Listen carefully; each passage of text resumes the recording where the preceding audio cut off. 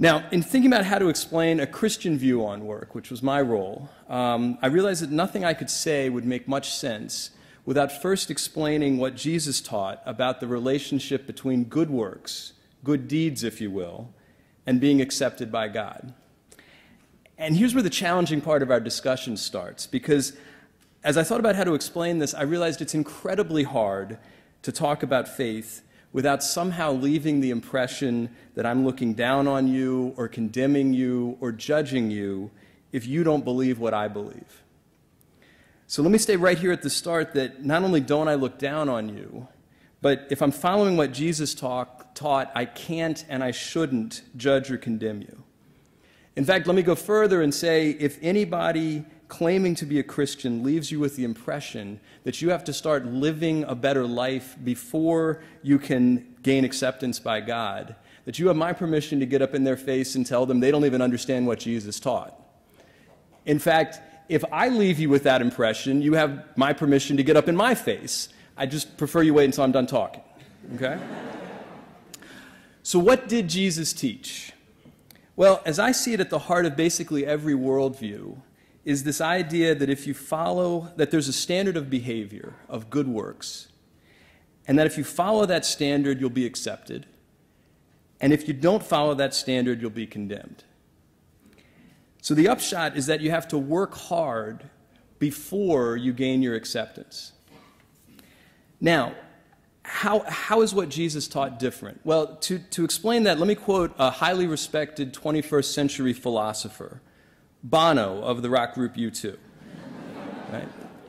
In an interview, Bono says the following: you see, at the center of all religions is the idea of karma. You know, what you put out comes back to you, an eye for an eye, a tooth for a tooth. Or in physics, every action is met by an equal or opposite one. And yet along comes this idea called grace, to upend all that as you reap, so you will sow stuff. Grace defies reason and logic. Love interrupts, if you will, the consequences of your actions, which in my case is very good news indeed, because I've done a lot of stupid stuff. And Bono goes on to say, I'd be in big trouble if karma was finally going to be my judge. It doesn't excuse my mistakes, but I'm holding out for grace. I'm holding out that Jesus took my sins onto the cross because I know who I am, and I hope that I don't have to depend on my own religiosity. Okay? I think what Bono's saying is that Jesus came into a world kind of like our own, where there were a lot of people teaching that if you do enough good works, you'll be accepted. And Jesus taught the exact opposite. He taught that the acceptance comes first.